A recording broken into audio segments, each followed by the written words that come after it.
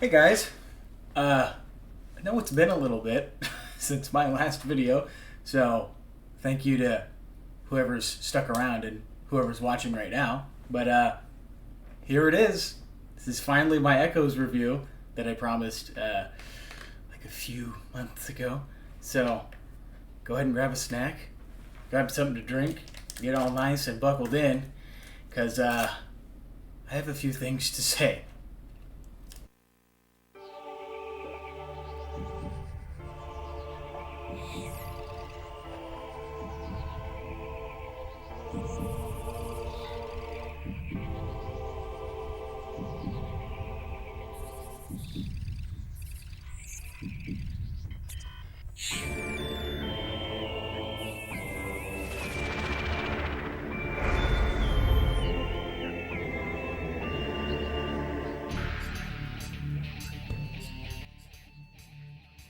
I have been a Metroid fan for almost 2 decades now.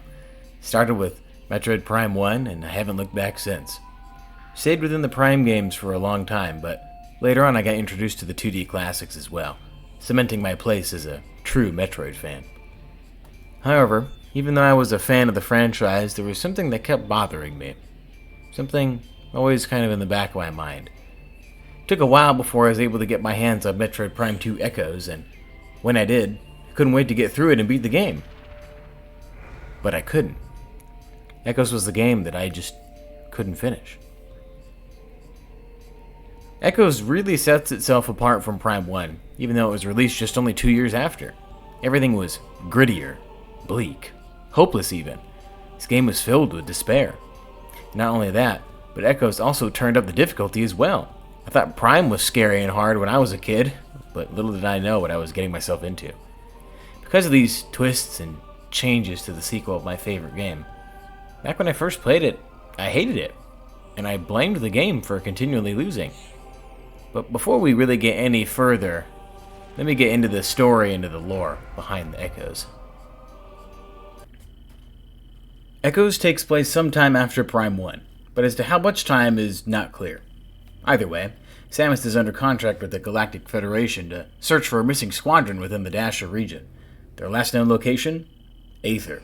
Twisted hue flashing over its surface. Samus' ship gets knocked down during a storm and crash lands on the planet. Thankfully, it wasn't much of a violent crash per se, but it did leave her stranded on a foreign planet with no easy way to save potential survivors. As she explores into the local caverns, Samus quickly realizes that the troopers met a horrific end. Their temporary base was torn apart, with multiple corpses being strung up and stored for later by the local insectoids. Going further into base camp reveals a more gruesome detail. Something else is behind the scenes.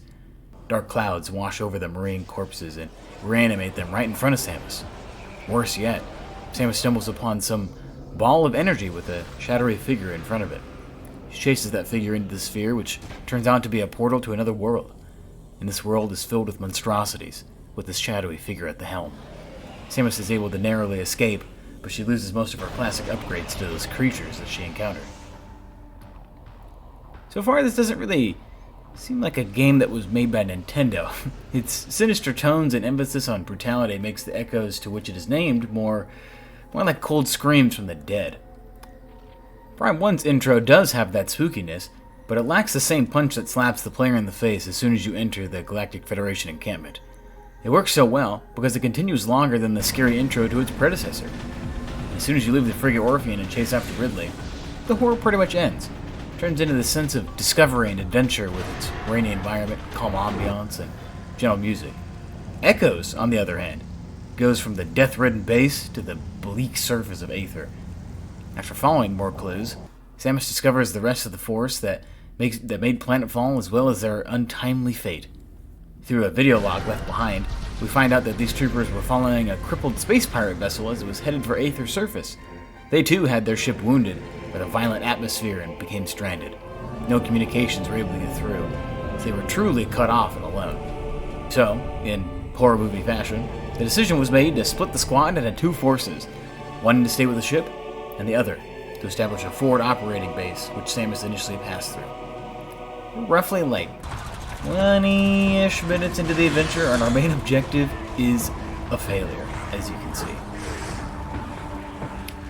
With no one left to save, Samus continues to explore the temple grounds in search of a way out. And during this whole intro section, there's no wondrous melody to accompany us on a new quest. There's no picturesque landscapes that are awe-inspiring, just dust and remnants of those left behind. And there is a little bit of a wondrous change in the music with the initial reveal of the temple grounds, but then the mood gets plunged back into that despair and loss with the discovery of the landing site. Samus reaches an elevator that takes her to a temple high up in the clouds above, and this puts her right in the middle of the global conflict that she knows nothing about yet. After a fight against some Darkling-possessed splinters, she's able to uncover a mysterious power-up that seemingly has no impact to her suit's performance whatsoever. She is able to continue upward, entering the final room of the temple. Here lives the last remaining defender of an entire species, Umos. Or Umos? Amos? Something like that. I think Umos. Umos is a sentinel of a species known as the Luminoth, large moth-like creatures that are being wiped out of existence by the Ing, or the Terror in their native language. He recounts the tale of their plight to Samus, as well as a situation that the planet itself is in due to a foreign object that landed on the surface. Well, kind of. The spatial object put the planet into this perpetual state of dimensional flux, separating the existence of itself and its new corrupted twin into two halves, Dark Aether and Aether, and are fighting for full existence within the same space. Now, I'm not really sure how the meteor created these mirrored dimensions while also landing within the dimension that was created because of the strike, but I guess dimensional rifts are gonna rift in science! Still, it's a pretty crazy idea that the mere presence of Phazon is able to rip the very existence of a whole planet apart. It really goes to show that Phazon truly has limitless potential when mutating. After a bit of exposition, Samus now has her mission. Regain control of Aether's planetary energy and return it to the energy controllers located in Aegon, Torvus, and the Sanctuary Fortress. Echoes definitely takes a bit more of a directed story approach compared to its predecessor, but it still maintains that explorative element that made Prime one of the greats. Of course, the game, and Umos, still guides the player through the intended route, but still offers the exploration that Metroid is known for. And, while the story is more front and center in this game, there's still a lot of detail and history hidden behind the scan logs for this game. In my last review, I said that the scan logs are great in Prime because they're an optional aspect for those who want to seek out more information. While I still stand by that point, I do admit that Echoes actually does a better job with the overall story. There is enough narration and storytelling to give a sort of direction and motivation for the player to reconquer Aether for the Luminoth, without forcing them to read every single scan in the game to have a full grasp. I can see that the Luminoth and the planet itself are losing this war with the Ing with the dilapidated environments. And the enemies so far have been a mix of living or dead creatures possessed by the Ing, and the music has had no triumphant swell. The cutscenes are also more plentiful in this game, and this time provide more story beats rather than simply just contextual information. However, if you just play through the game and don't touch the optional scans, you'll be missing out on a ton of information and especially world building. Since this is a setting that is brand new to the Prime games and Metroid as a whole, Echoes is able to feel like a standalone game. Don't get me wrong, this is only part of the overall Prime story, but the unique setting lets this game thrive on its own, rather than having to lean on Prime 1, for example, for its story elements. The feeling of walking into a lost cause is continued with the introduction to the Aegon Wastes. What used to be a bountiful forest has been turned to ash and sand, leaving little to nothing left. The only signs of life are found in the couple native animals and the space pirates. Yep, there are not one, not two, not three, but 4 different factions that are tangled in this mess. And that's not really counting Samus and her shadow. Space pirates are here continuing their dastardly plan to weaponize and research Phazon for military gain. But before Samus can foil their plans again, she plunges into the dark half of Aegon. Here we're roughly an hour or so into the game, and it's still bleak as hell. Not only is the original Aether a war-torn planet littered with death and suffering, now the dark side is so evil at its core that the very air and atmosphere burns those who touch it, and we're forced to explore this place in order to progress in the game. This part really reignites a primal sense of fear, fear of the environment, fear of what's lurking out there, and a fear of the dark. Thankfully, though, we're playing as a super badass woman who blows up planets for fun, but practically everything can and will hurt Samus in Dark Aether. Samus eventually encounters the Jump Guardian, which indirectly reveals the pattern that the game's structure follows this time. It tends to go that you enter a new area to do some exploring and find a new power-up. Using this new upgrade, you backtrack to a previous area to gain another new power-up that helps you explore the remainder of the area that you have reached already. Definitely can feel a bit repetitive, but I'll talk about that a little bit more when we get to the gameplay. Samus eventually finds 3 temple keys needed to get to the dark version of Aegon's energy controller, but one more obstacle awaits: a Morbus. Each temple was locked with a guardian behind the door, waiting for anyone who dares enter. After their defeat, Samus is able to regain Aegon's Light of Aether and return it to where it belongs. Throughout this quest to find and return bits of Aether's planetary energy, Samus gets into bounce with the space pirates and her doppelganger, Dark Samus. The pirates are up to no good again with Phazon, since they were able to detect it and establish an outpost on the fringes of Federation space. They want another shot at Phazon's potential, but they have a plethora of problems to deal with. The local wildlife are proving to be a nuisance again, but now we have the Ing and Dark Samus putting dents in their operation as well. The Ing are merely defending their half of the dimension, but Dark Samus, well, she seeks the same prize the pirates do. As we saw with the 100% cutscene in Prime 1, Dark Samus was born out of the remnants of Metroid Prime itself after it snagged a bit of DNA from the Phazon suit. Now she roams the stars in search of more fuel for her Phazon flame. This drive for power led her to Aether. She became a sort of independent party from the Ing and the pirates. The pirate logs revealed that they have had multiple encounters with Dark Samus trying to defend their newly acquired stashes of Phazon. Dark Samus would lay waste to anybody or anything standing in between her and her next fix. Pirates even tried to devise a sort of plan to barter with her, which ultimately ended in failure. It's amazing that the pirates were even able to build up this stronghold with the attacks from the Ing, local wildlife, Dark Samus, and Samus being the final blow to their operation. Dark Samus, however, is not as easily squandered. Samus crosses paths and sometimes duels her shadow on a handful of occasions throughout the game. These are easily noted as the high points. The fights are always bombastic, with a killer soundtrack and great interactive, changing environment. But even though these fights end in defeat for the Dark Hunter, she always manages to pull herself back together and get in Samus's way. She persists throughout the entire game, all the way to the end. After having returned planetary energy to Aegon Wastes, Torvus Bog, and the Sanctuary Fortress, there leaves one last bastion for the Ing, the Sky Temple. The difference with this place compared to the temples preceding it: the entrance is locked behind 10 keys instead of 3, and they're scattered across the entire planet. This is just a sort of variation to the artifact hunt at the end of Prime, but done differently, which is, in my opinion, good and bad. The good is that it's not as strenuous as the artifact hunt. There's simply not as many late game items to grab. Plus, one of the keys is already turned in by Akul, something like that. Luinoth leader of the Keybearers, who is trying to crack the code to get into the Sky Temple.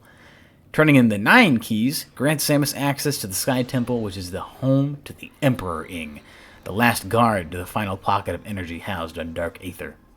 Defeating him when absorbing the energy makes Dark Aether unstable, giving Samus only 8 minutes to escape with her life. But there's one last loose end. Dark Samus went on a Phazon binge and decided to challenge Samus one more time, while Dark Aether crumbles around them. She's now sporting a look that resembles a humanoid Metroid Prime, granting her new powers and abilities to boot. Samus has to get creative in order to defeat her and cast her shadow back into the depths. Samus then narrowly escapes disaster and returns the gear she collected to Umos, walking away with a newly gained respect and her head and hand held high. And, if you collected all the items, you get to see a little wink wink nudge nudge for a sequel that I will get to and review someday in my life. Dark Samus is only mostly dead, because we couldn't kill her in the 2 other fights we had on Aether. Why would the last one be any different?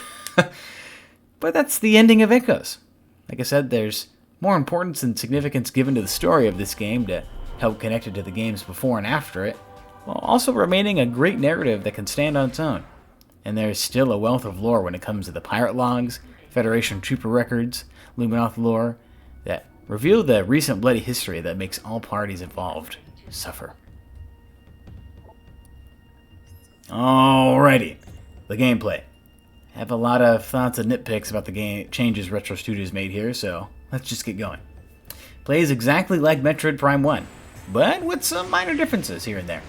Of course, there are the different power-ups, but before I even get to those, I'm just talking about controls and improvements made to the game itself. Controls are the same, so if you're like me and you actually liked the classic controls of the GameCube, then there's more of the same here. If you're more of a fan of the pointer controls, then the Trilogy Edition for the Wii is better for you. Currently, these are the only two versions of the game that Nintendo has put out. The original GameCube release and its port to the Wii. Hoping, fingers crossed, thoughts and prayers for a remaster, Echoes, and Corruption at some point, but who's to say? Prime Hack also gets another mention here, since that is an easier and more affordable way for the average person to play Echoes, which I have not played, but I hear controls well for being a PC port.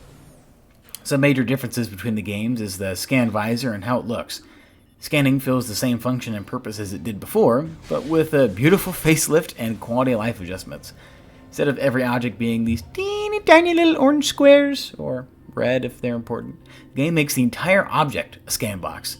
Now objects are highlighted blue for regular scans and creatures, red for lore finds or important scans like elevators, and dark green for already scanned items. This makes searching the environment way easier than previously. Plus, the scan visor now has filters and percentages for how much each scan log contributes to each category. This can be referred to again in the logbook itself with a blue bar that shows roughly how much each category you've scanned in the game. There's still a couple minor complaints that I have with this new system, but it's definitely miles ahead of Prime. Rarely there can be some overlapping objects that are hard to pick out from each other, since the cursor for the scan visor is so big. And also you only get to see the percentages of scans when you're actively scanning something recordable. The logbook itself just has a blue bar and no values to what those blue bars equal. So it's a little bit silly, but not necessary, I suppose. Overall, a great upgrade to an integral part of the Prime series' gameplay and story. The upgrades this time are original, with a couple of renditions of power-ups from the 2D games. Everything in this game is either light or dark themed, which leads to very boring names for items and creatures. Dark Splitters! Dark Grinchlers!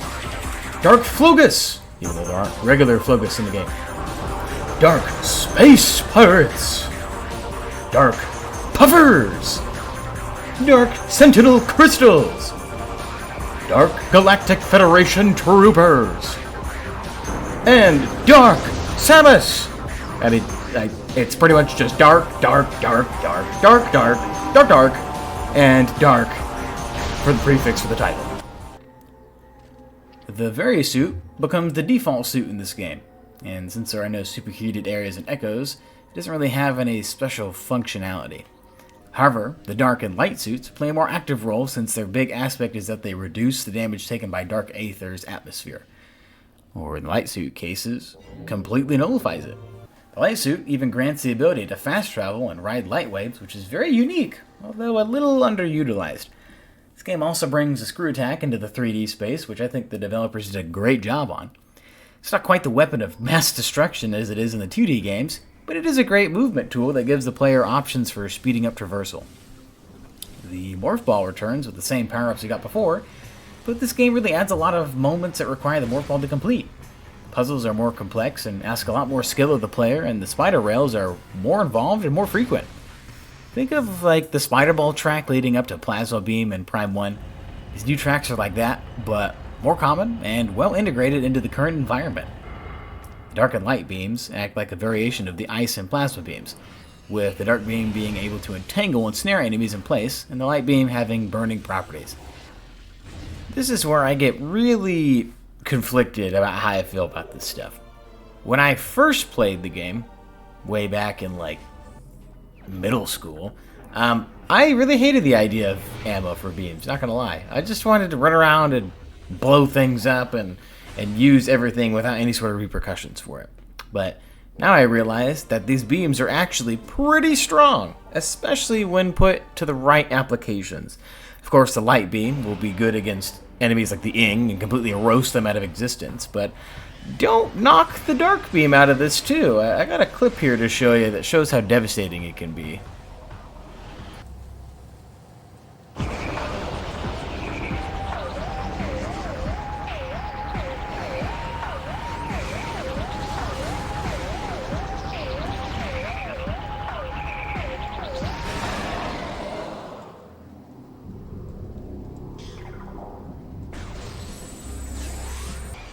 See what I'm talking about?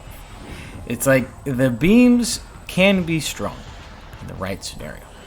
But seeing other people talk about them online, I would disagree in saying that they are overpowered, even without the ammo consideration. Like, if I'm just using them willy-nilly, like, I won't just immediately destroy everything like the plasma beam did in Prime 1.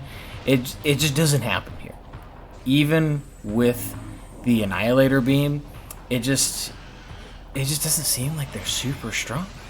Like, I can go spam a while out with the Annihilator beam and at least have the homing properties help me out and do some damage, but like, I really got to use a lot of ammo to compensate for it, just because the individual shots aren't very strong. But another thing that isn't really very strong are the beam combos. Oh my gosh, the beam combos are disappointing, to say the least. The super missiles are required, so of course you have to grab those to be able to open doors to progress through the game. But the other ones for like the dark and the light beam, and in my case also the Annihilator beam, maybe that's a skill issue, but I'll talk about that in a sec, it's just not worth it. They take so much ammo. In the dark and light beam's case, it's 30 for their beams. For the Annihilator's case, it's 60, 30 from each beam, and like a handful of missiles, like 5 or 10 or something like that. It's, first, you're putting in a lot of ammo. Second, once you use it, the projectile is so slow that most enemies can just sidestep it and get out of the way. Like, are you joking? Even if you do manage to land a shot, a lot of enemies in this game seem to have higher health bars, or they're more resilient to things, or there's some sort of change that happened in the background to where even if you hit them with these charge combos, it's not always a guarantee that you're going to kill them. So I don't know why you would go through all of the ammo, all of the resources to try and land a shot, which you may have to take multiple shots at this to get a maybe. It's like a 50-50 whether this thing kills them or not, and that's just what makes it so frustrating. Like, I wish I could like these more, because ideally they're really cool, actually. Like, the Dark Burst opening another portal to send something to the Shadow Realm is pretty sick. But even just overall talking when it comes to the ammo stuff, let me paint you a scenario here, okay? We're at the Boost Guardian, which is already a fan favorite of the game. If you know, you know. You go into this arena. There's no health beacons around you, so there's going to be no passive healing in the arena. The arena already is pretty small. The boss takes up like a quarter of the space. Pretty big, but not like overly massive to where you have no space to move around. And it has invincibility frame. The Boost Guardian cannot be damaged when it's in the puddle form and in the boost ball form. Plus, there are these little inglets that can shoot you in the back. Like, there's already a ton of things that you have to juggle. Not having ammo before going into the fight really just shoots yourself in the foot. Because the power beam also does not do a ton of damage in this game like it does before. It's really fast, but just by comparison, it just feels really weak here, which is not very helpful. So, you don't come in with light ammo here, you're either going to be in the fight for a long time, or you're probably going to die. And most people playing the GameCube version of Echoes know that this boss is difficult, because there's just a lot of damage that can be dealt. So if you're not like super quick, and you're not like really aggressive with your approach, and have the resources to back up the aggression, you're going to be a little hard pressed to win here. Not going to lie. But also, the elite pirates and some of the special enemies are just very annoying too. So I'll get more into the pirates here in a sec, but like there's just a lot of enemies and there's a lot of things to think about going on, so it requires a lot more thinking, which I wasn't really stupendous at when I was younger first playing this, but there's a lot more of like strategy kind of involved in this game beneath the surface level. So that's like a pro and a con, really. It's I am kind of, I like it sometimes and I don't like it sometimes, but right now I think I'm kind of like, meh, like the beams could be better, the combos could be way better, and takes a lot more strategy than I first realized. Another little honorable mention before we keep going here are the Seeker missiles. Instead of being like a beam combo, they're their own thing, own new idea in this game that lets you shoot up to 5 missiles at once, either all at the same target or at individual targets. Sadly, this doesn't really get past the I'm going to open a special door with this concept. The only really like good section that I could see that this being a useful add-on for would be the boss fight with Chica, like the giant dragonfly wasp kind of combo. That's really about it. Other than that, it's kind of regulated to opening doors and some puzzly things mixed with a dark visor. So it's a cool idea. Wish it was applied a little bit better. It doesn't really get better until Dread, honestly, with the change to it being storm missiles. But it's a good implication. The delivery was just a little lacking.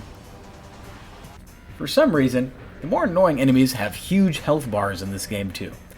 Another fan favorite, the Dark Elite Troopers, teleport into certain rooms in pairs and can sometimes lock the doors on you, forcing you to fight them. Here's the kicker though. They can phase in and out of the current dimension, so you can't see them unless they start doing a wind-up for an attack, or you have the Dark Visor. Thankfully, they're not as annoying as the Chozo Ghosts, since you don't have to only use the Power Beam on them to damage them, but it really railroads your playstyle if you want to kill them quickly, which would be by freezing them with the Dark Beam and using a missile. Which is funny, because if you're like me and enjoy reading about the history presented in these games, then you would have read the entry about the development of Luminoth weapons to combat the Ink. They say that they tried a Dark Beam first to overload them with their own energy, which was far from being a success and got a handful of people killed. So how does the Dark Beam work against Dark Elite Pirates? The lore suggests otherwise. Not even the Annihilator Beam, a mixture of light and dark energy, is as efficient as just freezing them. Annihilator is in the name, and it doesn't feel much stronger than the light and dark beams individually. It's more so like the extra tricks you can do with the beams, rather than the beams themselves that help dispatch nuisance enemies and brings them up in their power levels. My least favorite are the Hunter Ink, these big tentacle monsters that can also phase into other dimensions to avoid damage. Fighting them normally takes forever because they just decide to phase shift and completely avoid most damage. The game pretty much has to let you kill them. But if we use the Annihilator Beam to power up a local light beacon or a crystal or something like that, then it becomes a sort of bait for Ink creatures, luring them into its influence and killing them on contact. For the most part, I just feel like I have to run and avoid these hunters because it's more trouble than it's worth. This game can be punishing, and it will take some practice and determination, but it is doable, even on GameCube hard mode, which is objectively the hardest way to play Echoes. The bosses overall are actually really fun though, and engaging since they are more complex in nature. Most major bosses will have multiple phases, and some have puzzle-like elements to them. All of the main Guardian fights are fantastic, as well as Dark Samus herself. I love how she acts as a sort of rival throughout the game. She's relentless and conniving, and always has new tricks up her sleeve to try and best Samus. Plus, her battle theme is perfect for her character. There are also 2 Morph Ball boss fights that really test your skills of the Morph Ball and its upgrades.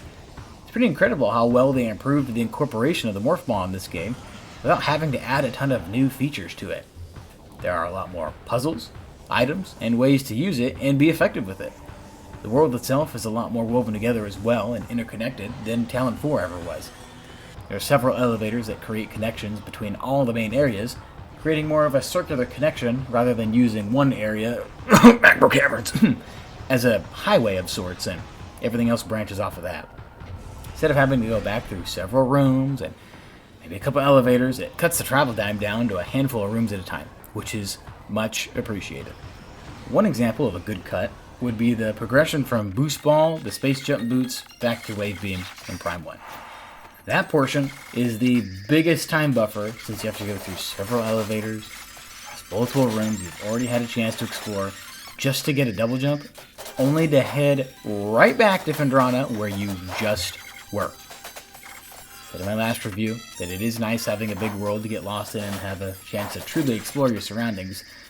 Having a more cohesive layout to the world really helps to not bloat the runtime with seemingly padded backtracking.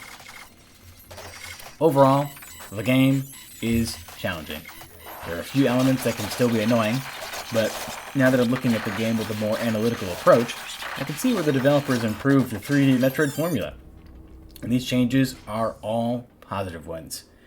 I still stand by my critiques of the gameplay, but I have come to a better understanding of how and why Retro Studios wanted to shake things up and reach their goals with this game. Speaking of changes to the Metroid formula, I forgot to mention there is a multiplayer mode.